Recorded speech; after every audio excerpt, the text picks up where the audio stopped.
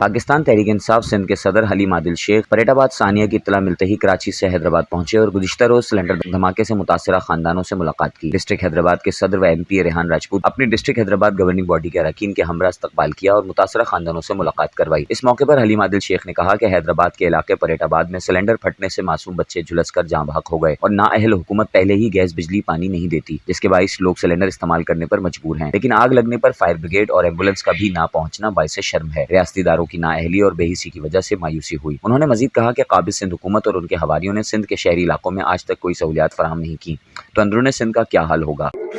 ये जी फरीदाबाद में हम अभी आए हैं, तकरीबन 7 लोग रात को जो उसका सिलेंडर का धमाका हुआ था, कुछ अर्से पहले जनरेटर के धमाके में लोग जानों से गए, अब सिलेंडर के धमाके में बच्चे जानों से गए, मासूम बच्चे।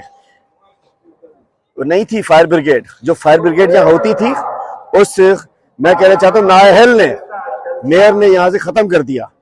1.5-2 घंटे तक फायर ब्रिगेड नहीं आई, एम्बुलेंस नहीं आई।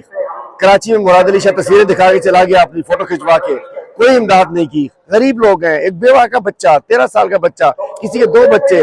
मैं कहता हूँ बेशर्मो शर्म करो, जुल्म क्यों फायर ब्रिगेड बंद की? क्या इसके FIR जिम्मेदारों पे नहीं करनी चाहिए जिन्होंने फायर ब्रिगेड बंद की? इसके FIR उन पे करनी चाहिए जिन्होंने सिलेंडर की दुकान को रेगुलेट नहीं किया। इनकी FIR उन पे करनी चाहिए जिन्होंने यहाँ फर्स्ट एड प्रोवाइड नहीं की। जुल्म है।